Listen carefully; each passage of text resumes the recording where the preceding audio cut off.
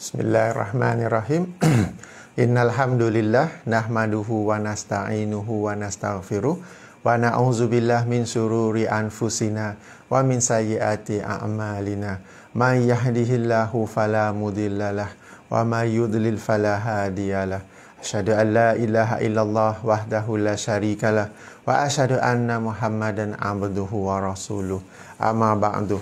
Assalamualaikum warahmatullahi wabarakatuh.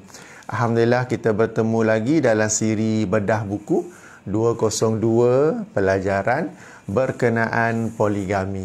Dan pada hari ini, pada kali ini kita masuk ke pelajaran nombor 140 yang menyentuh, yang membicarakan tips-tips poligami untuk isteri sedia ada. Siapakah yang saya maksudkan sebagai isteri sedia ada? Lazimnya maksudnya merujuk kepada isteri pertama.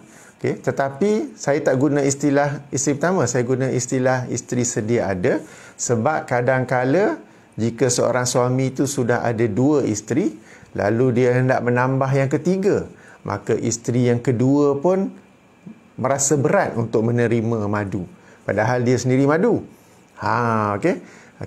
Isteri pertama, isteri kedua nak nikahi isteri ketiga, dua-dua isteri sedia ada yang merujuk pada dua ini. Kadang seorang suami sudah ada 3 orang isteri, lalu dia hendak menambah ke isteri yang keempat, maka 1, 2, 3 atau mungkin 2 atau mungkin seorang daripada mereka yang merasa beban, yang tidak bersetuju dengannya.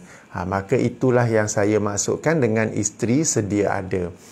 Lazimnya merujuk pada isteri yang pertama, tetapi boleh juga dan bagi suami yang sudah berpoligami, apabila dia hendak menambah isteri lagi, maka isteri sedia ada juga merujuk kepada isteri-isteri yang sudah dinikahinya. Baik, poligami ini bagi wanita secara fitrahnya memang sesuatu yang berat, memang sesuatu yang sukar.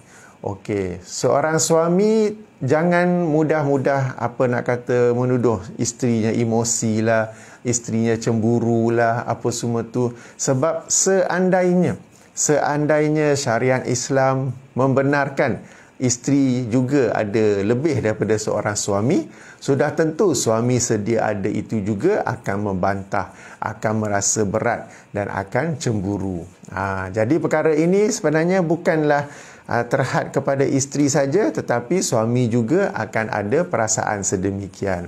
Akan tetapi syariat Islam ini tidak membenarkan isteri memiliki lebih daripada 2 suami. Sebaliknya, suami yang boleh memiliki lebih daripada seorang isteri.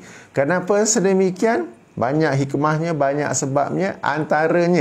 Antaranya suami dia tak boleh nak terima kalau isterinya bernikah lagi. Dia punya gangguan emosi, gangguan minda, gangguan tu sebenarnya lagi teruk. Walaupun tak ada suami yang nak mengakunya. Akan tetapi bagi seorang isteri, bagi seorang wanita, meskipun ia sesuatu yang berat, meskipun mereka tidak bersetuju ke apa ke, tetapi by default of the design. Macam mana sebut bahasa Melayu? Penciptaan wanita yang Allah SWT cipta itu secara asasnya, secara fitrahnya boleh menerima poligami. Sebab poligami ini adalah syariat daripada Allah SWT dan wanita itu juga sebenarnya daripada Allah SWT. Maknanya Allah yang mencipta wanita dan Allah yang mencipta syariat Islam ini, di mana dalam syariat Islam ini ada poligami. Allah SWT tidak akan mensyariatkan sesuatu yang tidak mampu dilaksanakan oleh hamba-hambanya. Itu satu daripada keimanan kita, satu daripada keyakinan kita, bahawa Allah SWT tidak akan mensyariatkan sesuatu yang di luar kemampuan, di luar kesanggupan para hambanya.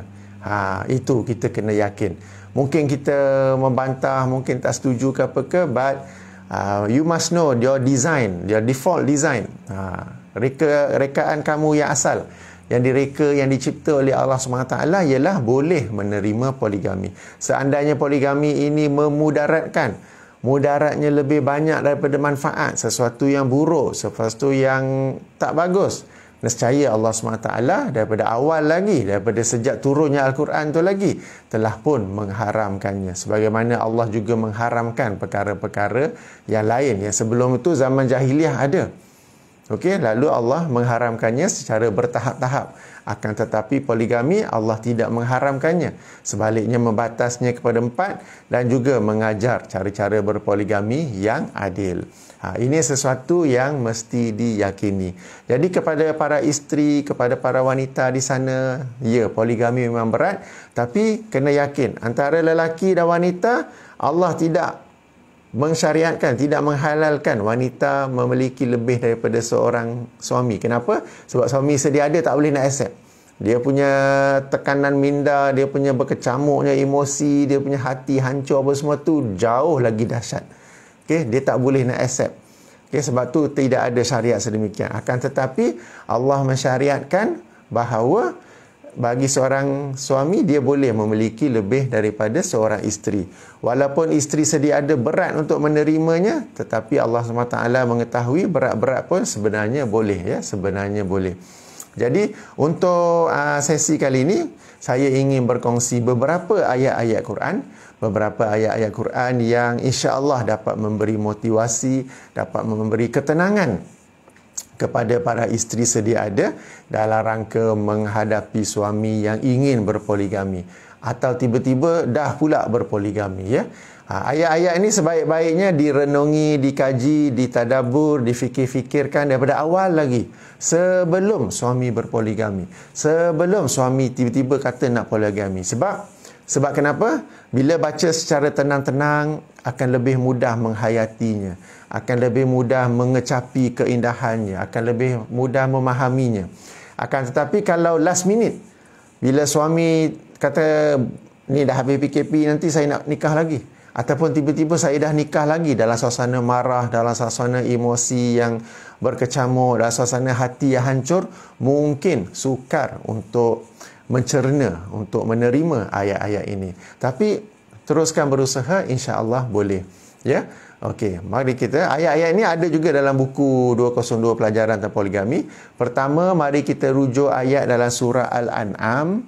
Surah Al-An'am, surah yang ke-6, ayat 162, 163, di mana Allah SWT berfirman, Kul inna salati wa nusuki wa mahyaya wa mamati lillahi rabbil alamin la syarika lahu wa bizalika umirtu wa ana awwalul muslimin.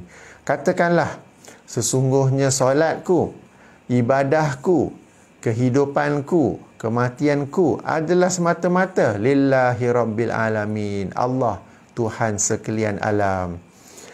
Tidak ada sekutu, tidak ada syirik baginya. Demikianlah aku diperintahkan dan aku dari kalangan orang-orang yang pertama.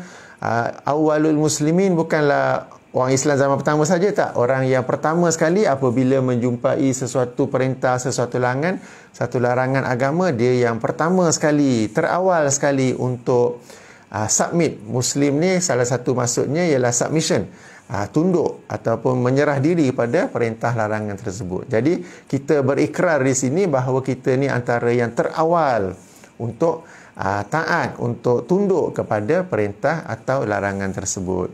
Okey, ayat ini sounds familiar. Okey, ianya juga biasa kita baca dalam setiap solat kita sebelum surah Al-Fatihah. Ayat ini doa iftitah. Ingat tak? Perasan tak? Inna salati wa nusuki wa mahyaya wa mamati lillahi rabbil alamin la syarika lahu, ya. Jadi dari dulu, dari kecil lagi kita berazam, kita membaca ayat ini. Kita membaca dalam setiap solat kita. Maka sekarang ni Allah nak tengok sekadar mana kita ni betul-betul mengamalkan apa yang selama ini kita sebut-sebut. Kita berkata sesungguhnya solatku dan ibadahku kepada Allah. Ya, okey, betul. Akan tapi sambung dengan itu. Dan juga sesungguhnya kehidupanku dan kematianku lillahi rabbil alamin. Apa maksud kehidupan kita ini adalah untuk Allah? Ya, dalam kehidupan kita ini seluruhnya, antara maksudnya kehidupan seluruh ni untuk Allah, sehingga apa yang menggembirakan kita ialah apa yang menggembirakan Allah. Apa yang menggembirakan kita ialah apa yang selari dengan Allah. Apa yang menyebabkan kita benci, apa yang menyebabkan kita marah ialah apa yang dilarang atau apa yang tidak disukai oleh syariat Islam, oleh Allah Subhanahu Wa Taala. Okey, sebagai contoh, kita biasa mengikrarkan ayat ini. Okey, jadi kerana kita seorang Muslim, bila kita lihat, kita dengar, kita baca berita saudara-saudara kita yang Muslim di Palestin dizalimi oleh Zionis di sana, kita merasa marah, kita merasa sedih, dan kita berusaha seperti membaca doa kunut nazilah, kita cuba salurkan bantuan wang ringgit apa semua tu. Itu cara kita membuktikannya bagaimana kehidupan kita ini juga adalah lillahi rabbil alamin. Juga dalam berbagai-bagai aspek, termasuklah dalam kehidupan berkeluarga. Dalam kehidupan berkeluarga juga, wa mahyaya wa mamati lillahi rabbil alamin.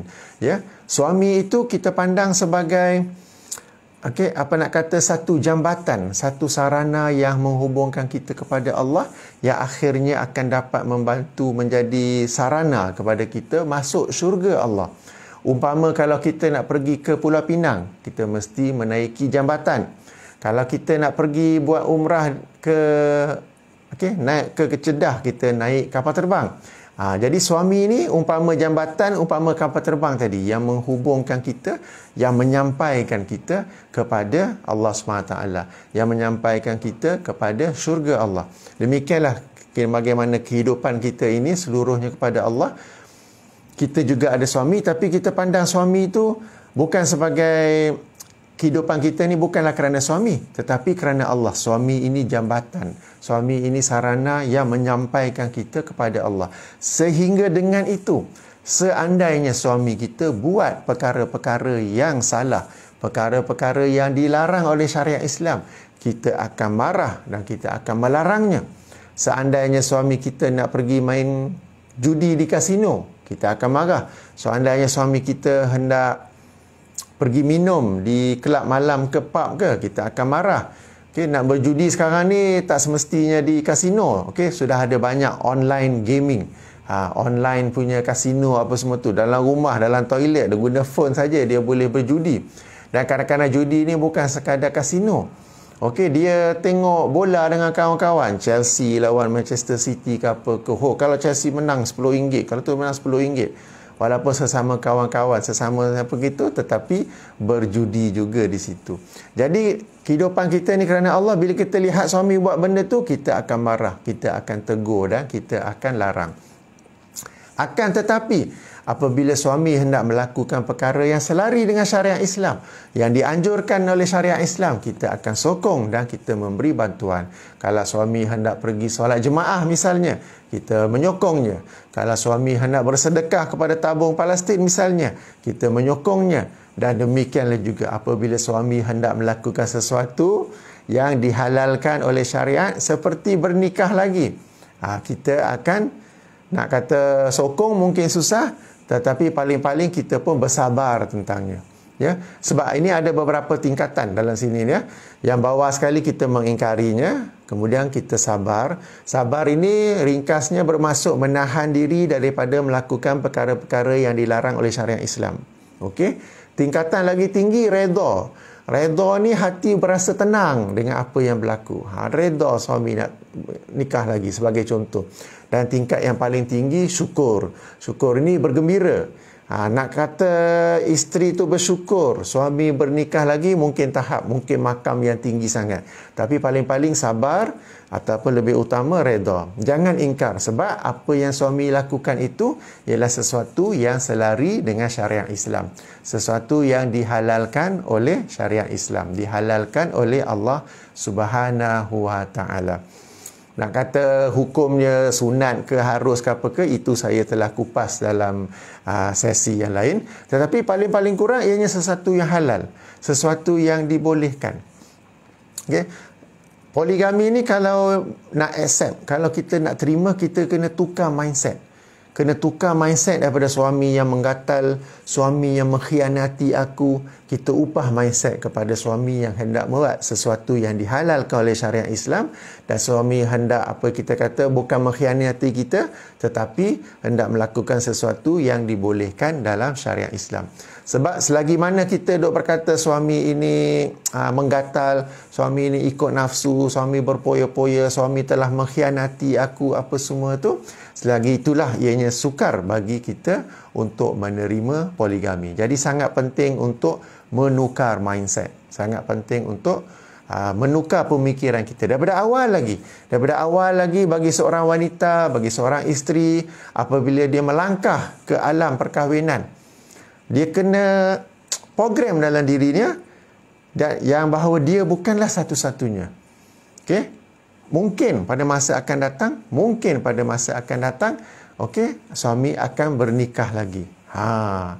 Ya, jangan daripada awal lagi he is my one and only ke apa semacam tu kan. Jadi itulah bila suami nak nikah lagi, suami nak berpoligami, sangat sukar bagi isteri menerimanya. Ya. Jadi sekali lagi, ayat surah Al-An'am ayat 162, ataupun ayat ini juga lah yang biasa kita baca dalam doa iftitah dalam setiap solat kita.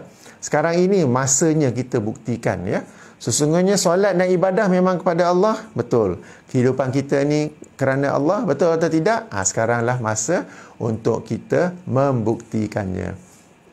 Okey. Perkara ini kepada suami pun sama juga. Dalam video-video, dalam kuliah-kuliah sebelum ni, saya juga tekankan kepada suami untuk bertakwa kepada Allah, untuk melaksanakan poligami ini dengan cara yang betul, dengan cara yang adil, supaya poligami ini menjadi jalan bagi dia untuk lagi cepat ke syurga. Ya? Apabila dia menjaga dua keluarga dengan baik, dia menafkahi kedua-dua keluarga dengan baik, apabila dia bersikap adil pada kedua-dua keluarga, itu menjadi sarana, menjadi jambatan, menjadi sesuatu yang memudahkan dia mencapai syurga Allah. Ya, kepada suami pun sama. Tapi bagi sesi kali ini, kita nak fokus kepada isteri sedia ada. Sebab itu saya fokus kepada isteri saja. Ya, bukan saya tinggalkan suami. Untuk suami pun telah saya pesan dalam video-video sebelum ini.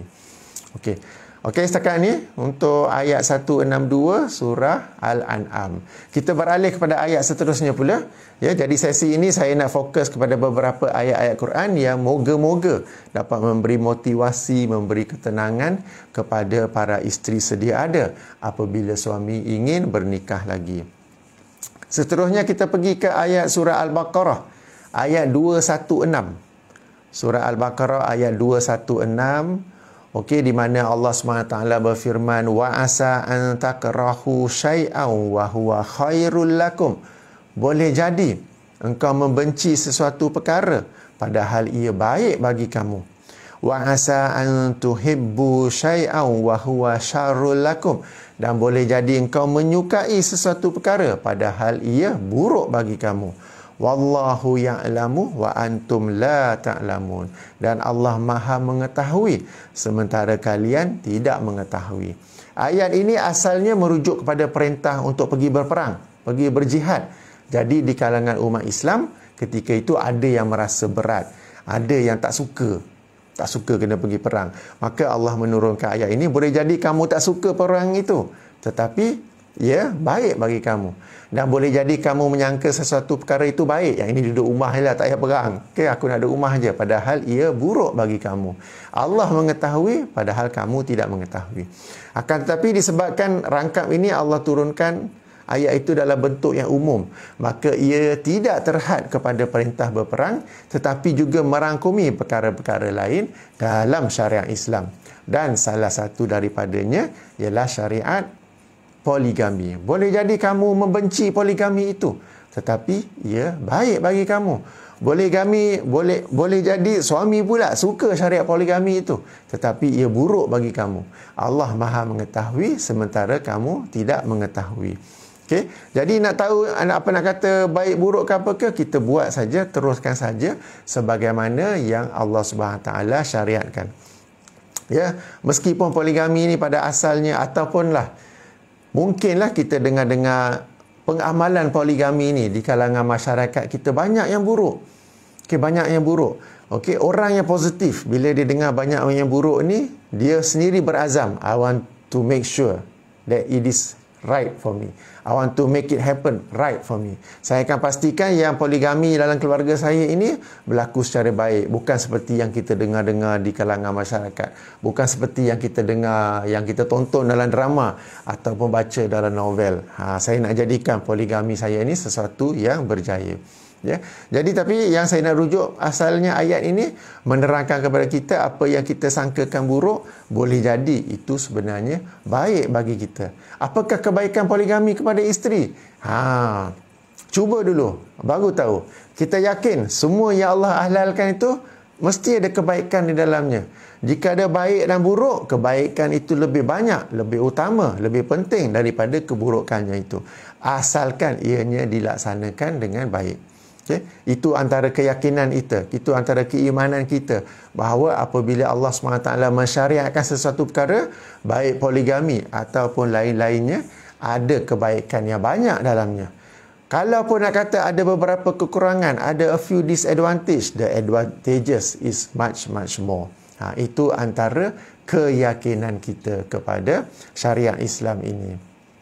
Okey. Ya, baik. Kita pergi seterusnya kepada surah An-Ankabut ayat 1 hingga 3.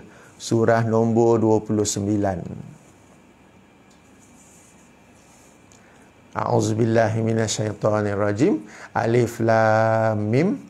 Ahasiban nasu an yutraku an yaqulu amanna wa hum la yuftanun. Walaqad fatannal ladzina min qablihim fala ya'lamannallahu allazina sadaqu wa la ya'lamannal kazibin. Alif lam mim. Apakah manusia menyangka kami, yakni Allah akan membiarkan mereka dengan berkata kami telah beriman padahal mereka tidak diuji? Demi sesungguhnya kami telah menguji orang-orang sebelum mereka dan dengan itu nyatalah bagi Allah. Okey, Allah memang mengetahui, tetapi apa nak kata sebagai untuk menunjukkan kadang-kadang ujian ni Allah memang mengetahui hasilnya, tapi bagi orang itu sendiri siapa yang benar imannya dan sesiapa yang berdusta. Jadi kehidupan kita ini memang semuanya satu ujian. Termasuklah juga apabila kita kata kita ini telah beriman.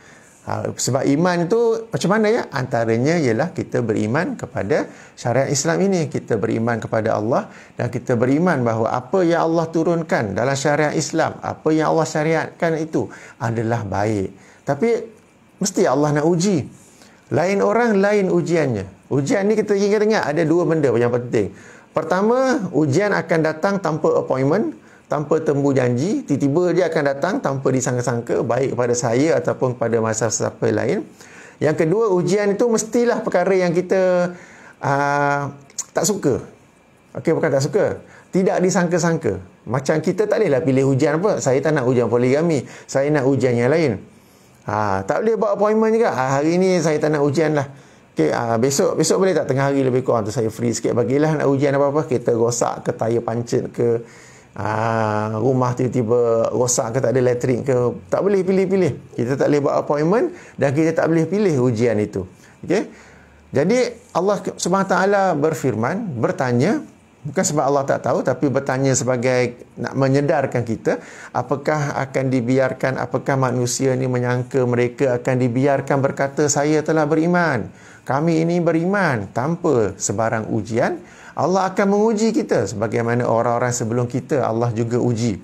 Ya, dan ujian itu datang dalam berbagai bentuk. Salah satunya ialah dalam bentuk poligami. Salah satunya ialah apabila suami memberitahu kita dia hendak bernikah lagi.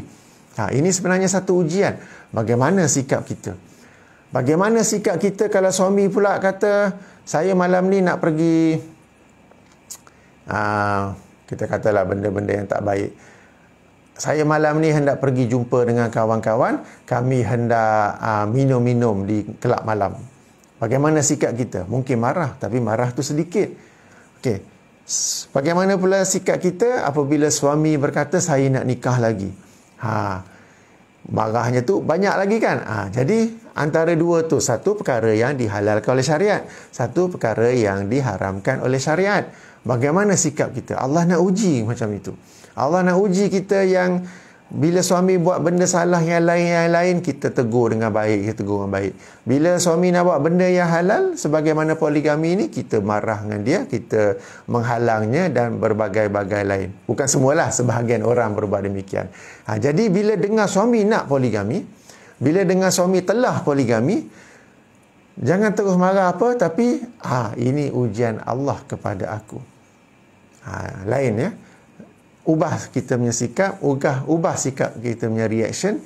Daripada kita kata, saya telah dikhianati oleh suami, suami telah membuat sesuatu yang tak baik di belakang saya, suami telah memadukan saya ke apa ke, Allah telah menguji aku dengan perkara ini. Bagaimana sikap aku terhadapnya? Bagaimana aku hendak lulus daripadanya? Memang senang je saya cakap tu, tapi inilah hakikatnya, sebab kehidupan kita ini seluruhnya adalah ujian daripada Allah. Orang yang ada kesenangan pun ujian. Dalam kesenangan itu apakah dia bersyukur ataupun tidak. Dalam kesenangan itu apakah dia ujub, takabur, sombong ataupun tidak. Orang yang monogami, suami dia tak pernah nak sebut nak poligami, itu pun satu ujian juga. Sebab sebahagian suami, Allah beri dia keutamaan, Allah beri dia kelebihan dari sudut adanya kepimpinan, dari kelebihan dari sudut dia seorang yang bertakwa, kelebihan dari sudut dia seorang yang Allah berikan kelebihan rezeki dan berbagai-bagai kelebihan yang lain. Allah bagi dia kelebihan itu. Dan itu satu ujian baginya juga. Apakah semua itu digunakan untuk keluarga dia saja? Padahal di luar sana banyak keluarga-keluarga lain yang boleh dia bantu. Kita kata, yalah dia bantulah, dia bagilah RM50 seminggu. Tak, bila kita berkahwin dengan orang tu, kitanya bantuan lebih. Bukan sekadar bantuan RM1 saja. Bantuan dari sudut kepimpinan, bantuan dari sudut pendidikan agama. Berbeza ya. Bila seorang itu dia berkahwin, nafkah yang dibagikan itu berbeza dengan sekadar dia tak berkahwin tapi sekadar menghulurkan wang RM1 sahaja. Ya. Jadi jangan anggap poligami ini satu ujian bagi kamu saja. Orang yang monogami itu pun Allah uji dia juga. Dengan kelebihan-kelebihan yang Allah bagi itu, kenapa kamu tidak mahu berpoligami? Dengan kelebihan-kelebihan yang Allah bagi itu, kenapa kamu hanya mencukupkan dengan satu keluarga sahaja? Ya. Jadi jangan anggap ujian poligami saja, monogami pun ada ujiannya juga ya. Jadi ujian Allah ini datang dalam berbagai-bagai bentuk. Okey setakat ni ya. Ya, sekali lagi ya, kita pada sesi ini kita mengkaji, merenung beberapa ayat Quran.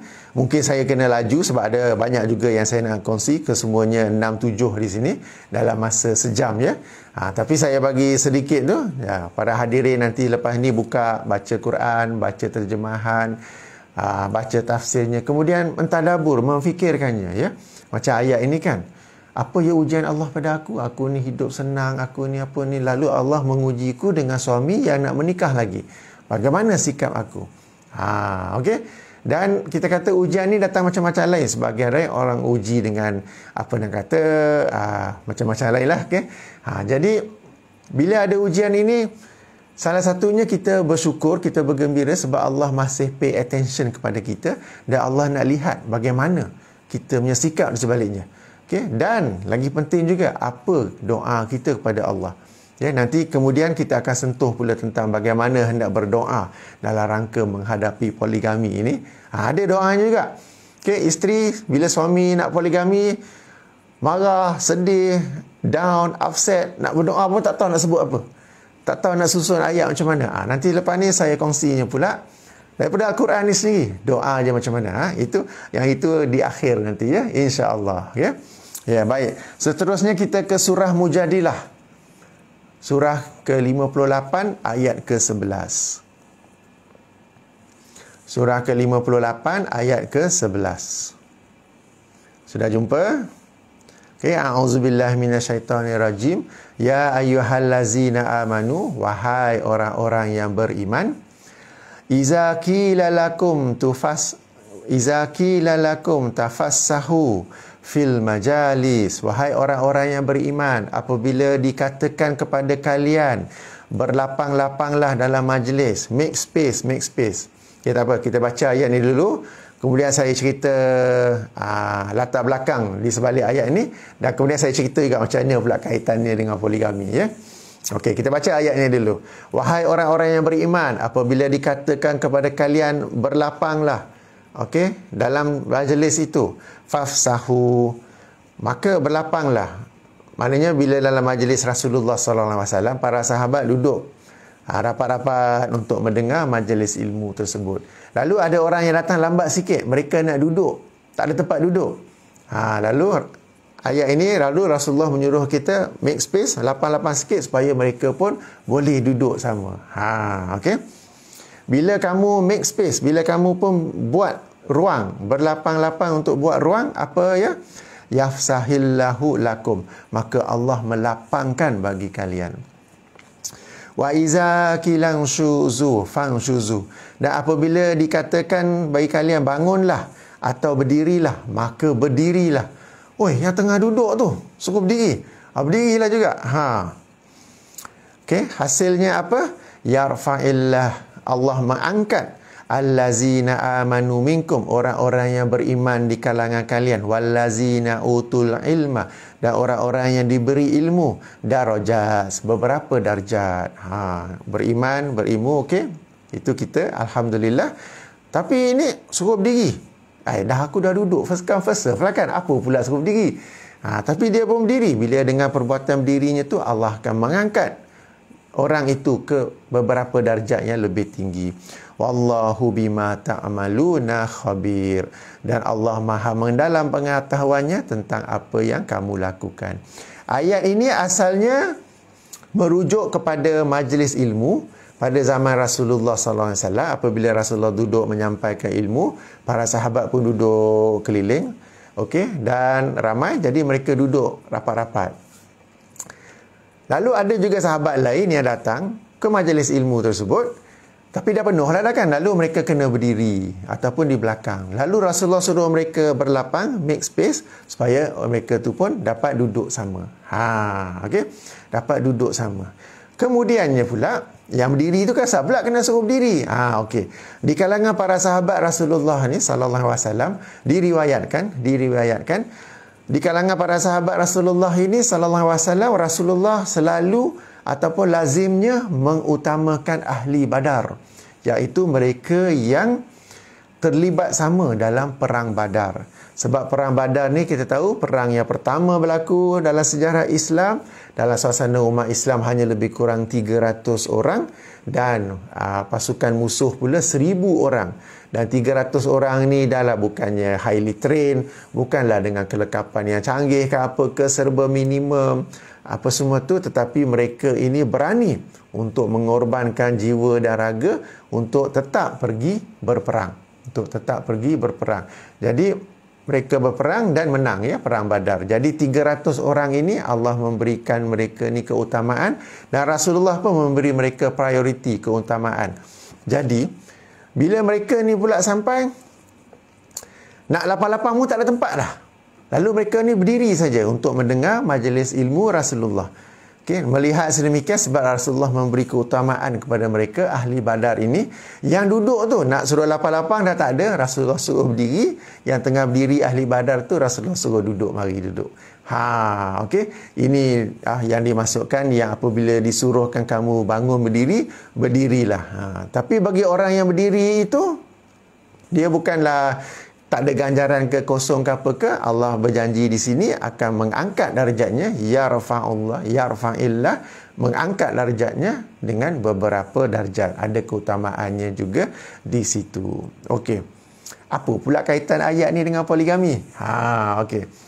Kita kena tahu, kita kena beriman bahawa Al-Quran ini Allah turunkan sehingga akhir zaman. Sehingga setiap ayat-ayat yang ada dalam Al-Quran itu, kita ambil iktibar dan kita ambil pelajaran yang di mana kita dapat mengamalkannya sehingga akhir zaman juga.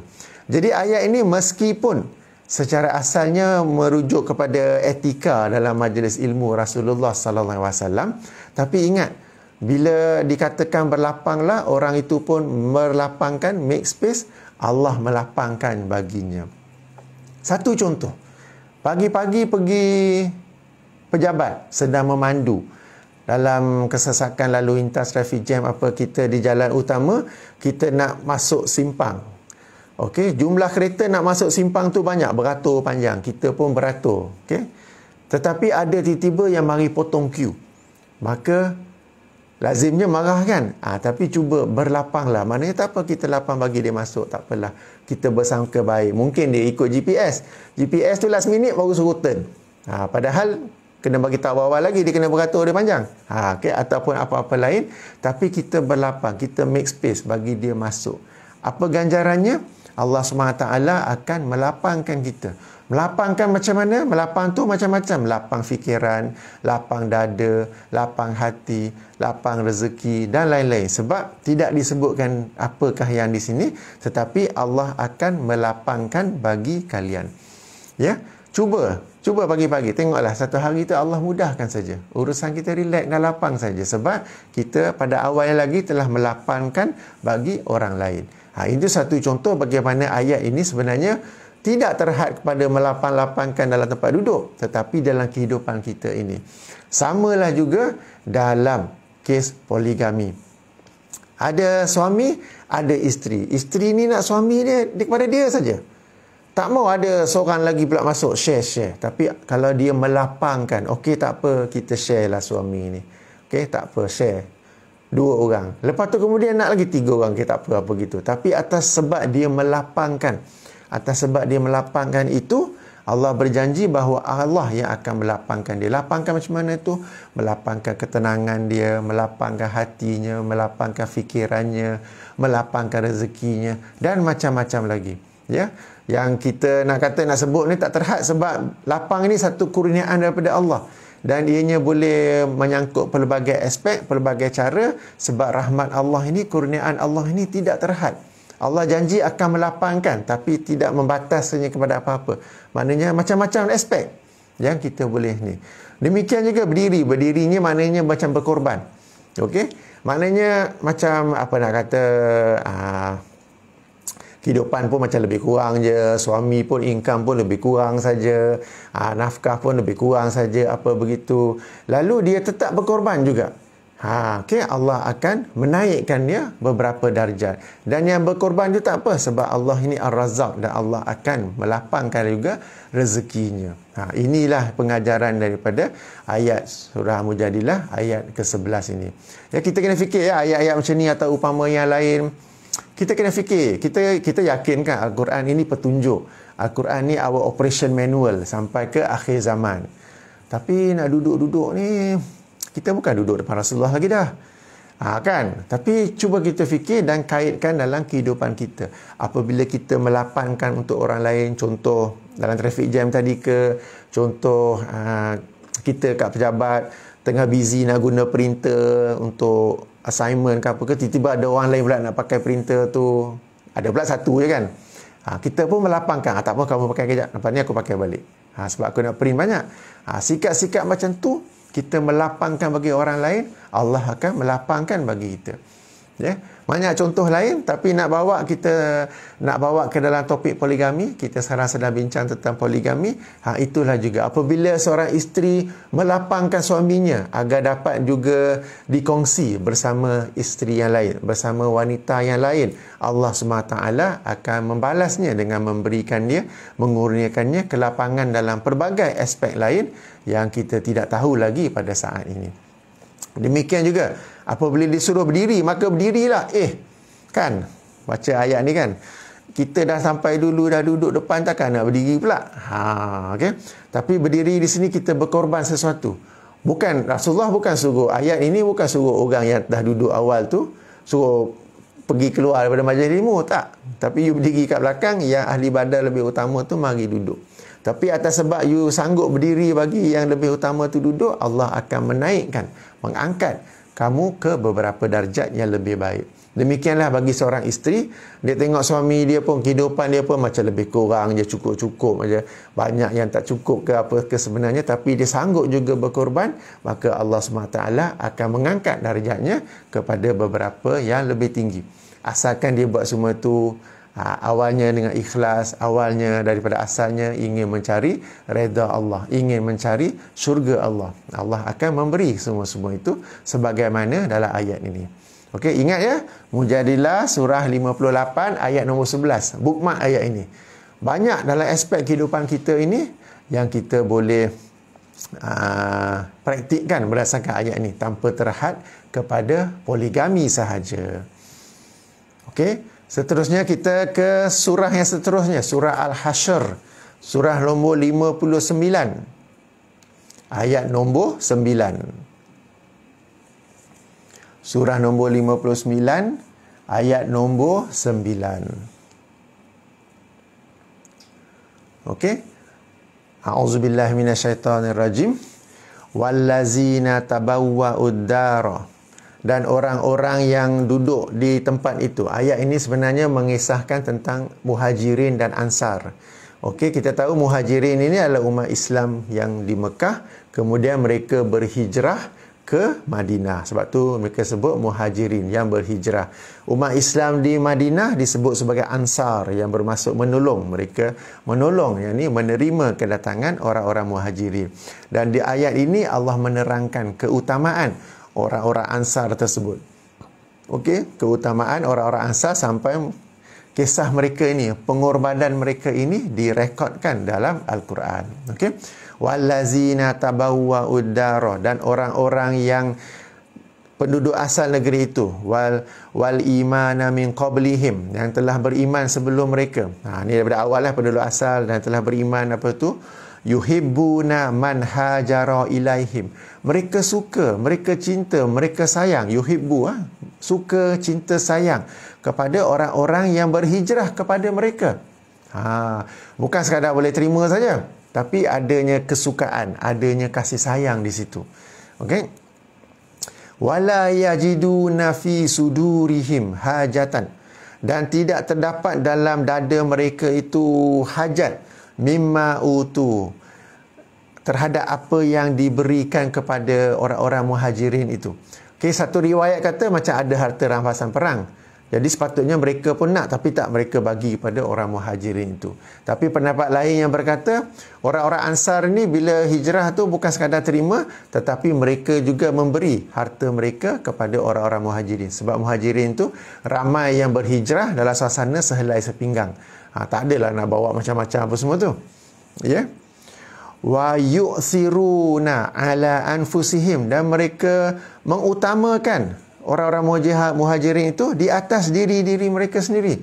They give priority to them. Walau kana bihim khasasatan, meskipun diri mereka itu sendiri sangat berhajat, sangat dalam suasana minimum, sangat, kita kata apa ya, beras ada banyak tu je, tapi nak kena share pula. Bukan share je, bagi lebih lagi. Tepung gandum ada banyak tu je, tapi mereka ni berhijrah apa semua tu, tak apa, bagilah juga. Bukan bagi 50-50. You 60%, I 40%. Lebih kurang begitu.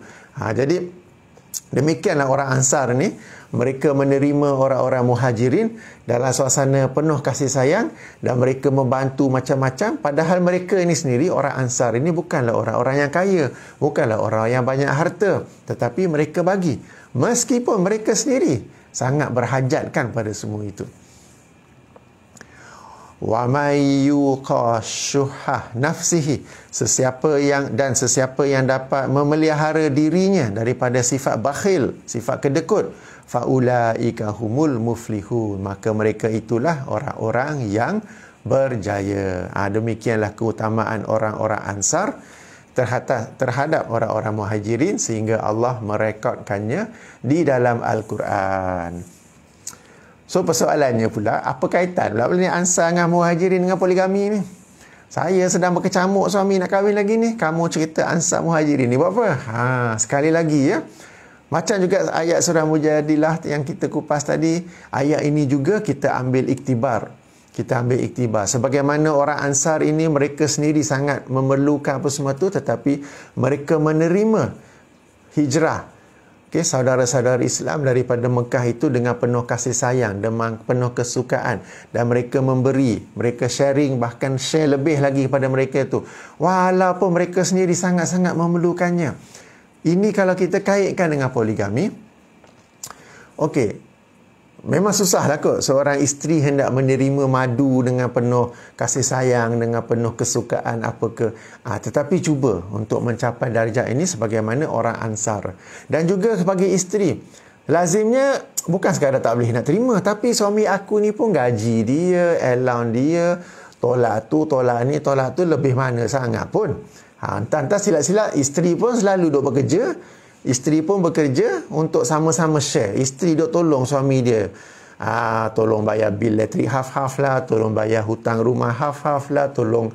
Bahkan kadang-kadang isteri pun duk keluar banyak belanja. Bang, nak pergi beli barang dapur ni. Alah, abang tak ada duit. Okey, isteri belanja duit dia sendiri. Banyak isterinya berkorban apa gitu. Suami ni pun lebih kurang je. Sekarang ni nak ada pula seorang lagi isteri. Amboi.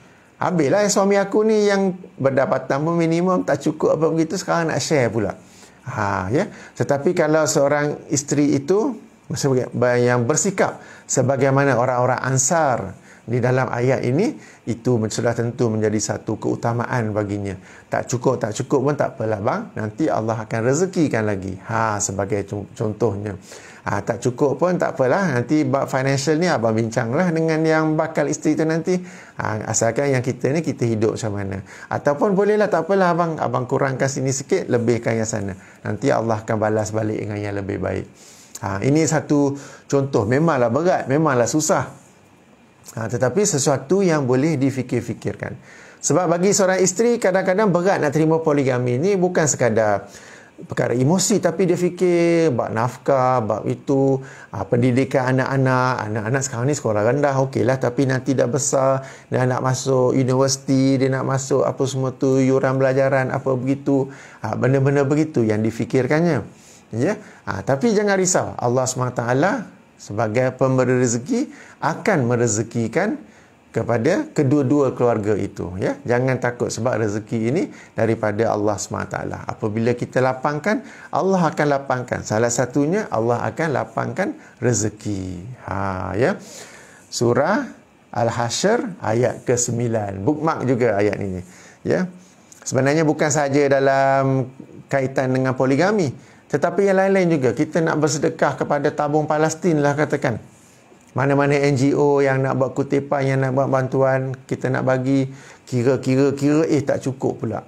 Tak apa. Sacrifice sedikit. Bagi, ya. Sebagaimana orang-orang Ansar ni pun bagi. Okey, insya-Allah Allah akan memberi kita pulangan yang lebih baik, ya. Insya-Allah. Okey, seterusnya surah Al-Baqarah. Okey, surah Al-Baqarah ayat 286. Ingat tak tadi saya ada cerita bagaimana seseorang itu hendak berdoa tapi tak tahu nak doa macam mana. Okey. Ada doanya, mari kita rujuk dalam surah Al-Baqarah ayat yang terakhir sekali. Ayat 286. Ayat 286, ayat yang terakhir sekali. Sudahkah di sana? Sama-sama kita mengkajinya, ya. Ada doa di situ yang kalau seorang isteri hendak berdoa, itu doa yang terbaik baginya sebenarnya, ya. Sebab kadang-kadang dalam suasana marah, dalam suasana berkecamuk, dalam suasana apa semua tu, susah nak susun ayat yang sesuai untuk berdoa kepada Allah dalam menghadapi suami yang nak poligami ni. Nak doa suami jangan poligami ke? Nak doa macam mana ke? Apa ke? Ya. Ayat 286 surah Al-Baqarah yang terakhir, ya.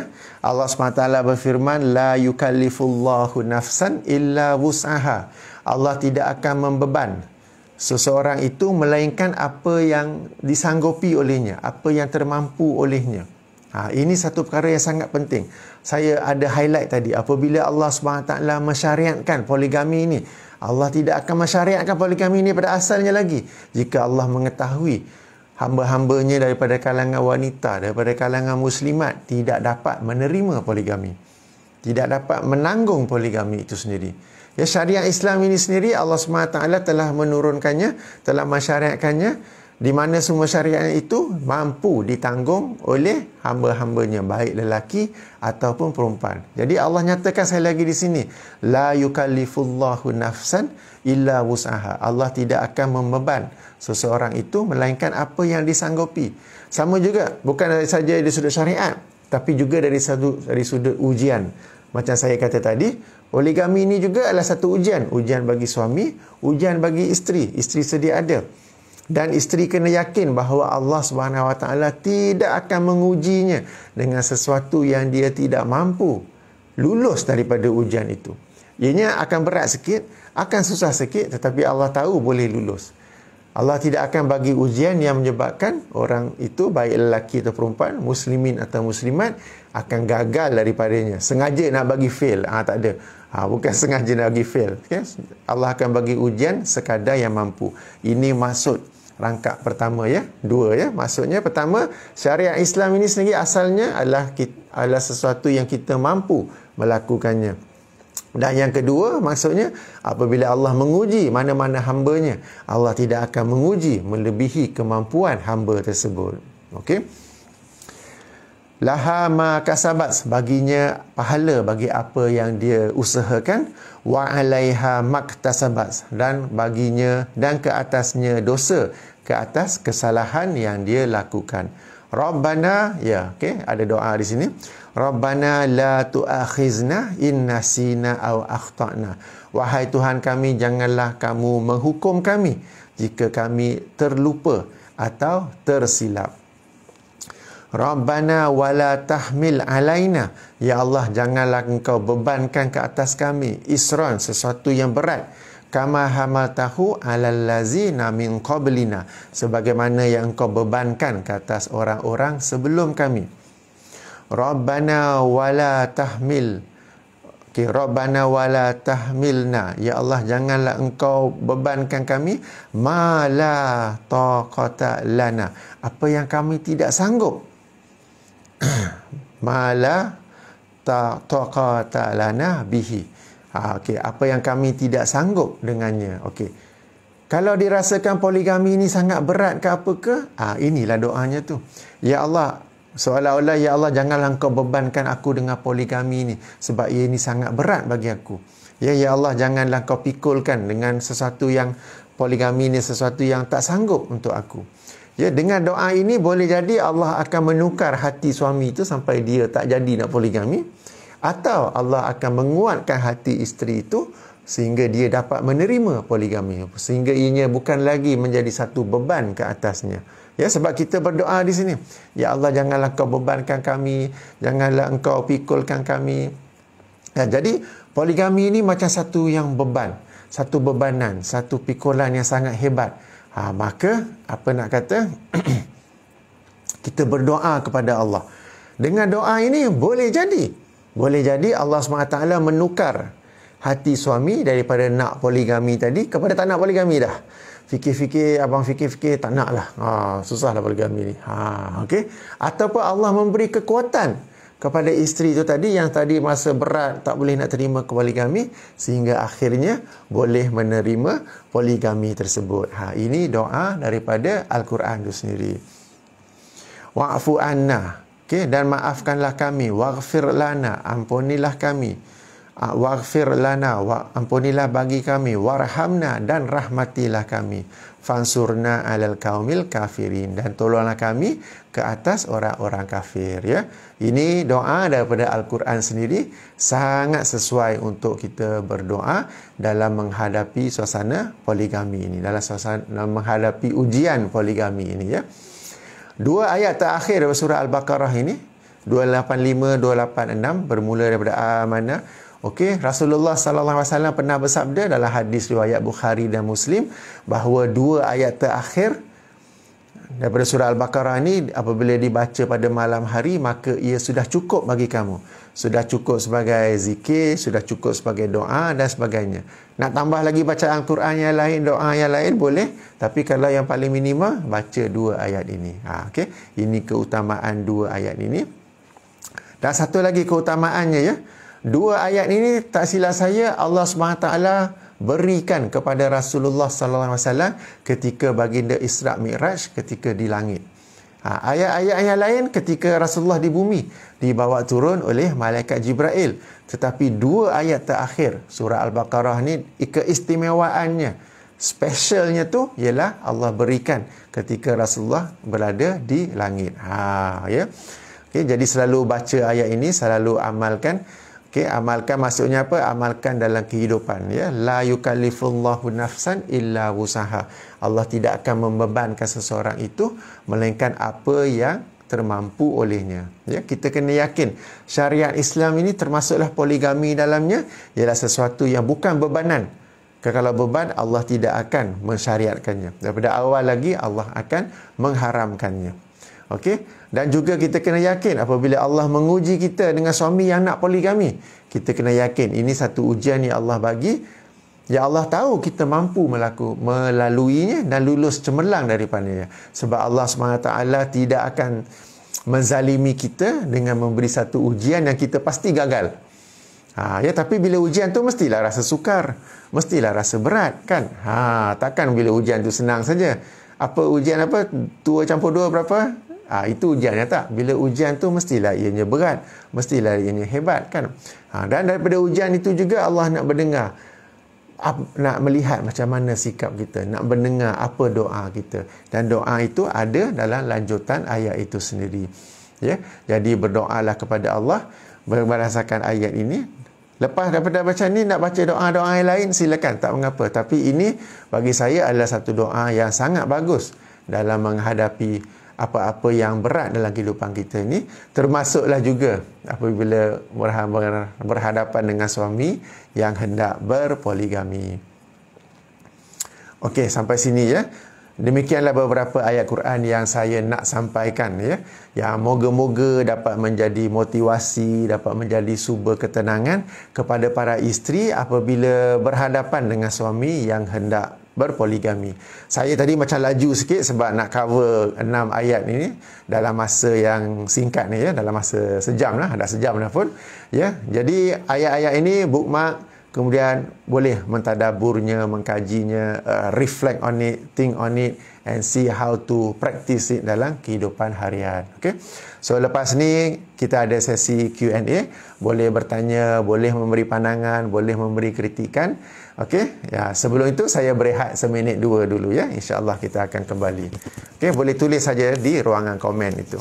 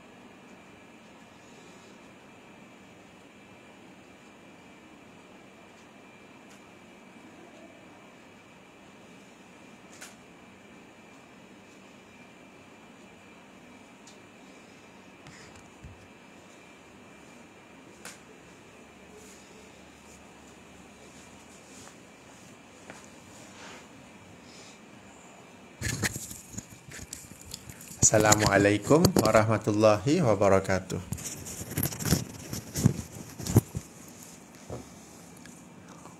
Jadi apa-apa soalan boleh bagi di ruangan komen.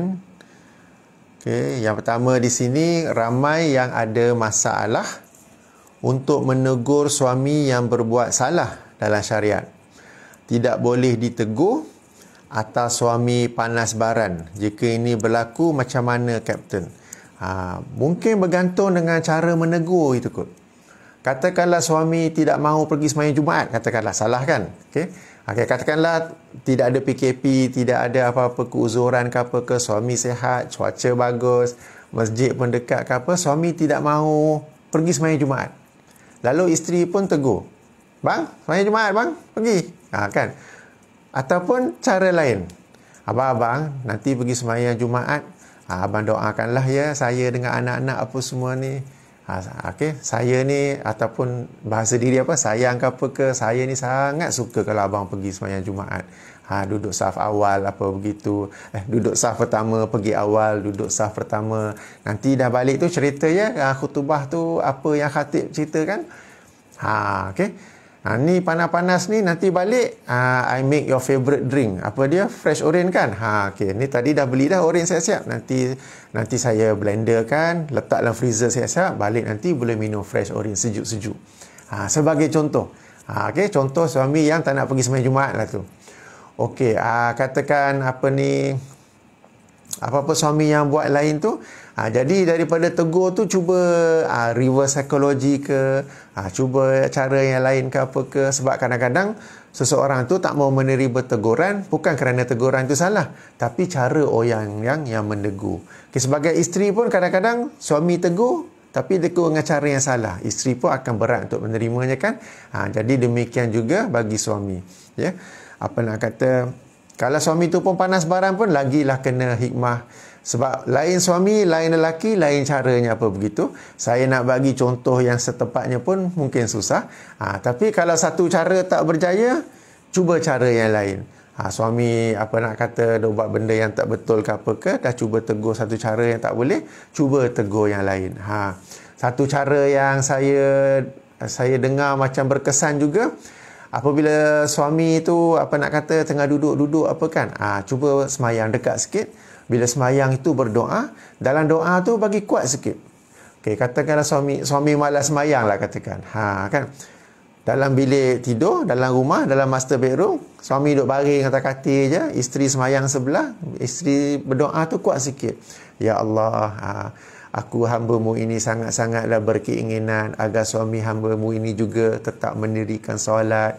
Ya Allah, aku merayu pada Kamu, berilah hidayah, berilah kekuatan, berilah kerajinan kepada suami aku untuk tetap juga mendirikan solat.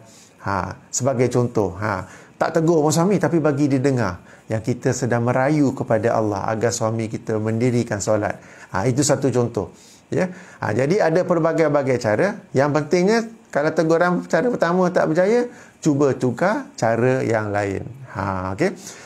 Kadang-kadang, ialah macam tadi saya bagi contoh kan, pergi sembahyang Jumaat, balik kita bagi hadiah fresh orange. Kadang-kadang kita bagi kat budak-budak je kan. Kita nak latih anak kita solat, nak latih anak kita puasa, kita bagi hadiah apa kan. Tapi suami ni pun kadang kena jadi macam budak lah juga.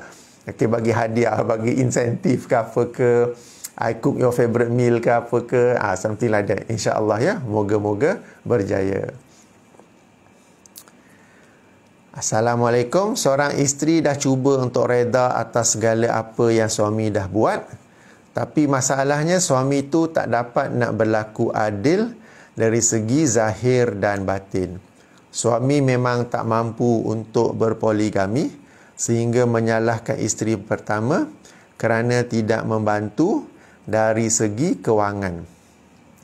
Dalam semua keadaan, isteri ini sentiasa dipersalahkan. Apa sepatutnya isteri ini lakukan?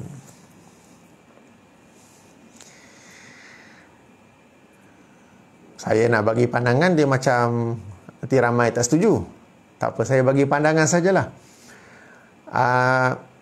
Sekali lagi ya, kehidupan kita ini, kita nak mencari pahala Allah, kita nak mencari syurga Allah.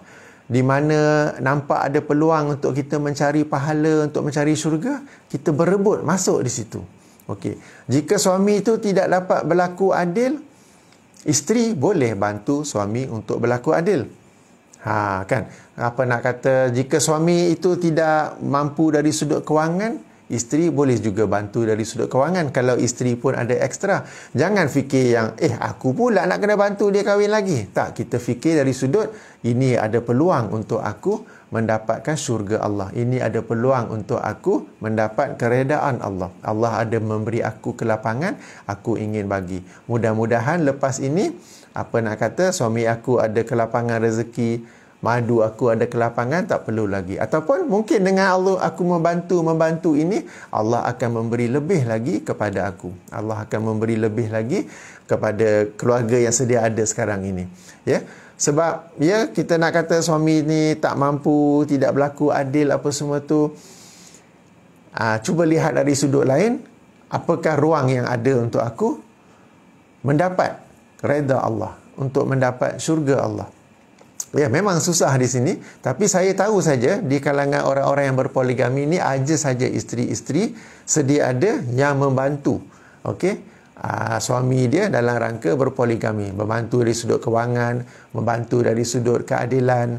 Okey, dari sini ada kata tidak adil dari segi zahir dan batin. Mungkin kena spesifik lagi.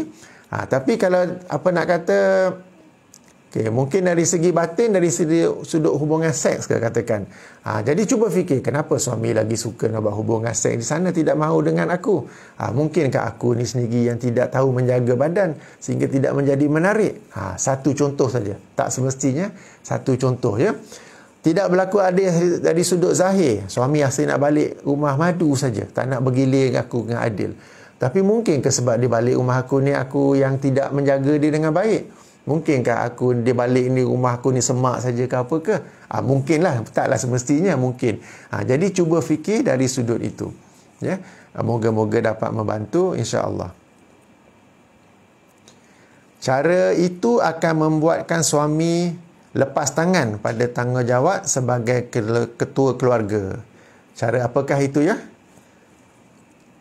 Sepatutnya kena tarbiyah suami itu apa tanggungjawab. Tak boleh guna duit isteri pertama semata-mata nak kelangsungan hidup dengan isteri baru. Kenapa setiap kali bagi nasihat, isteri pertama yang selalu kena dengar nasihat dan ikut dengan dimomokkan alasan redha dan diberikan ganjaran bahagia kerana sabar. Pada hakikatnya, isteri pertama itu dah mental abuse. Okay, so isteri ataupun yang memberi komen ini, maaf kata, dia yang abuse dirinya sendiri. Sebab nasihat-nasihat yang dia kata kena bagi tahu kepada suami telah pun saya sampaikan sejak dari siri pertama lagi. Sehingga kan daripada siri itu, jumlah lelaki, jumlah suami yang nak mengikuti talk saya ni, kuliah saya ni semakin berkurang. Sebab mereka ni asyik kena saja. Okey, jadi ini bagi saya, maaf kata, you are abusing yourself. Okey, daripada nak bagi komen ni, tengok daripada siri pertama terlebih dahulu. Okey, jangan nak bagi komen yang hanya menunjukkan kejahilan diri anda sendiri. 2 ayat terakhir surah Al-Baqarah ini saya amalkan lepas solat maghrib. Dah lama, Alhamdulillah, baru tahu. Ya, betul. Hadis yang keutamaan tu saya bacakan tadi daripada riwayat Imam Bukhari dan Muslim. Okey, apa-apa lagi komen?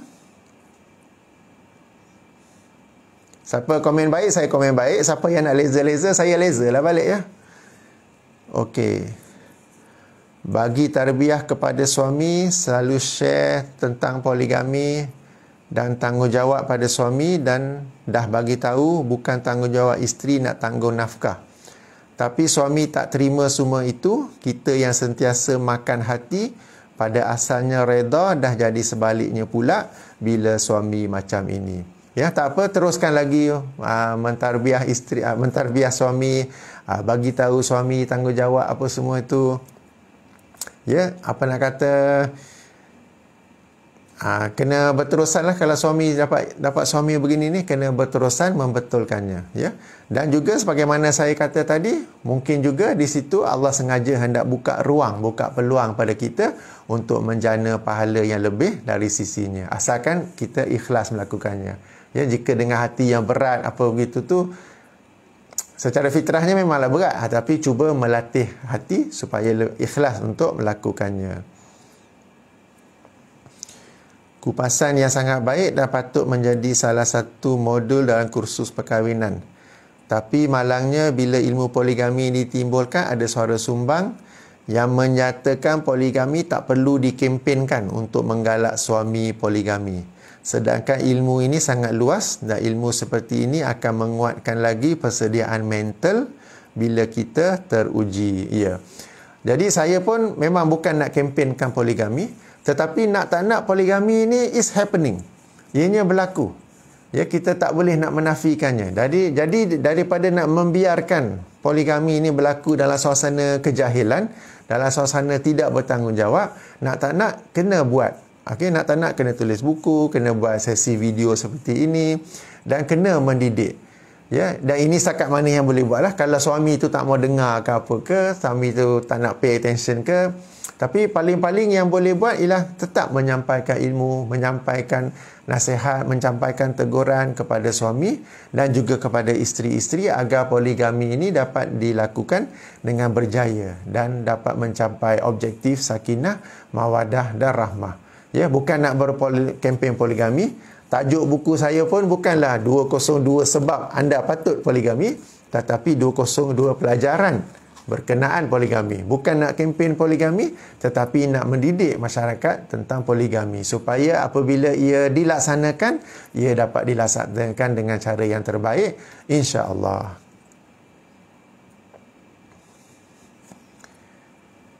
Apa ciri-ciri yang perlu ada pada isteri untuk terima poligami?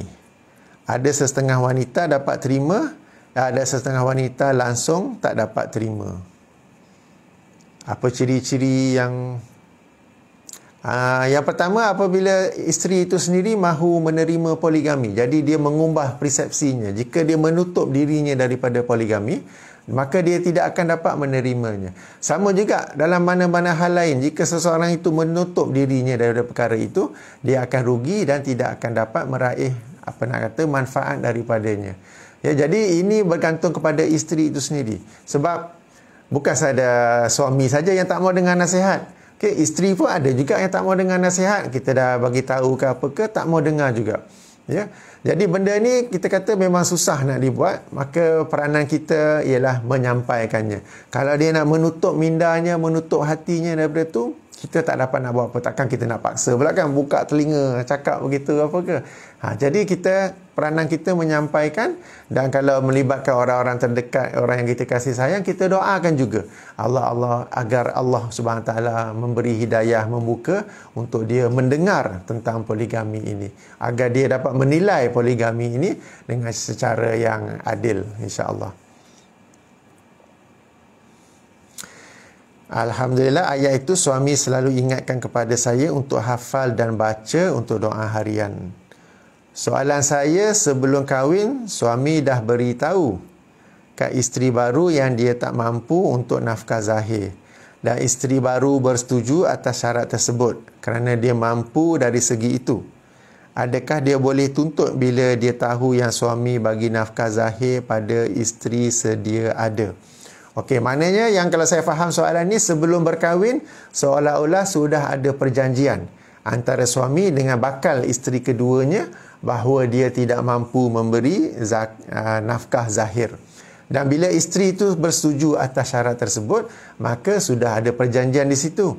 Bila sudah ada perjanjian, maka tidak patut lagi bagi isteri itu menuntut nafkah zahir daripada suaminya semata-mata atas alasan suami memberi nafkah kepada isteri pertama. Maknanya pendapatan suami itu dia hanya mampu untuk memberi nafkah kepada isteri pertama saja. Okey? Daripada awal lagi suami dah bagi tahu kepada bakal isteri kedua dia tak mampu. Bakal isteri pula kedua kata setuju, tak mengapa. Saya pun ada kerja, ada income sendiri. Maka bila sudah ada persetujuan itu, maka tidak patut menjadi isu yang suami duk bagi kepada isteri pertama tidak bagi pada isteri kedua. Sebab isteri kedua itu sendiri pada awalnya telah bersetuju untuk dalam perkahwinan itu dia tidak menerima nafkah zahir daripada suami. Sebab sudah ada persetujuan daripada awalnya. Walau bagaimanapun saya selalu menasihatkan kepada bakal-bakal isteri kedua, isteri ketiga ke apa ke, jangan buat persetujuan seperti itu. Sebab bila sebelum kahwin, bila baru sekadar berkenalan, ta'aruf apa semua tu, apa nak kata, pertimbangan tu kadang-kadang lari. Kadang-kadang asalkan dapat kahwin cukup lah tu. Asalkan dapat hidup berkeluarga cukup lah tu. Tapi bila dah berkahwin, dah setahun, 2 tahun, 5 tahun, mula akan terasa, suami aku ni ada duit, asyik duk bagi kepada isteri pertama je, aku ni tak ada pula. Ya. Jadi daripada awal lagi jangan buat perjanjian begitu, sebab pada awalnya tu memang all flowers, all sweet talk, semuanya boleh. Tapi bila dah berkahwin apa begitu, dengan kos kehidupan semakin naik ke apa ke, mula terasa, mula nak minta, mula jadi isu pula. Kenapa boleh bagi isteri pertama, tak boleh bagi saya isteri kedua? Suami pula kata, dulu dah janji apa begitu, akan menjadi konflik. Dan bila dalam bab kewangan ni, boleh menjadi konflik yang besar dan perpanjangan dalam kehidupan rumah tangga.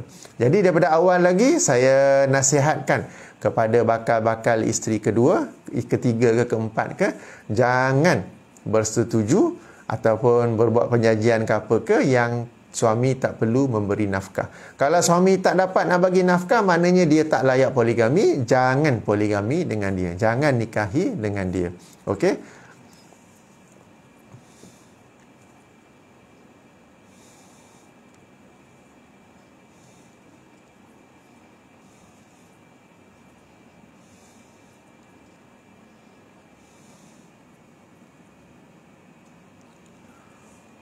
Usah risau tentang rezeki, sebaliknya wajib yakin dan kuatkan kebergantungan rezeki kepada Allah, bukan kepada suami.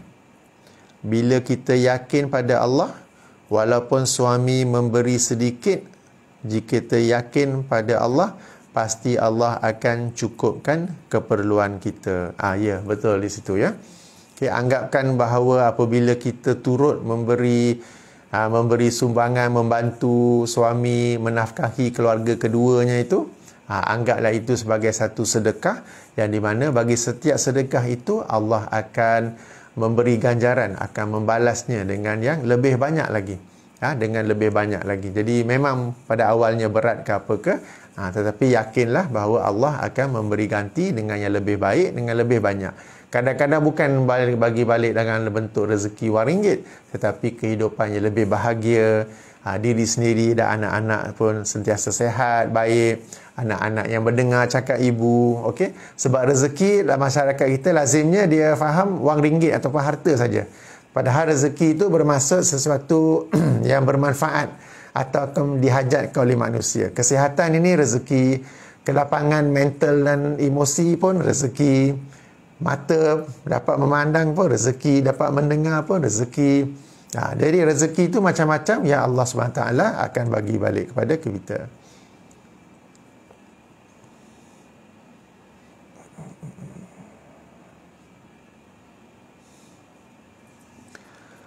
Suami pun kena aware, tanggungjawab dan beri nafkah dari awal. Ya, betul. Ya, dalam banyak video-video saya, dalam siri-siri sebelum ni, saya telah tekankan kepada suami. Jika tak mampu berpoligami, tak payah poligami. Tak semestinya nak kahwin lagi. Okay? Jika duit tu, pendapatan tu cukup-cukup untuk isteri atau untuk keluarga sedia ada sahaja. Cukup-cukup sahaja. Kalau ada lebih pun lebih sikit je. 10% saja untuk saving. Maknanya tak payah poligami. Tak perlu, bukanlah ianya satu kewajipan bagi anda. Ya. Sudah saya tekankan. Tapi ada kalanya suami ni dia memang degil. Dia nak juga poligami. Ya. Di situ telah jadi punca masalah di situ tu.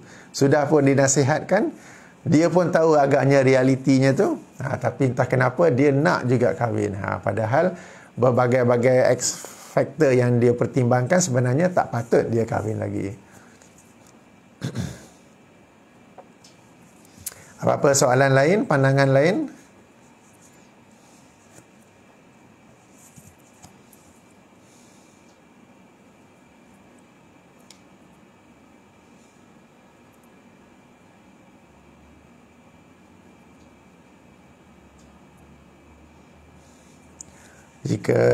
Jika tidak ada, kita boleh tutup dengan tasbih kafarah.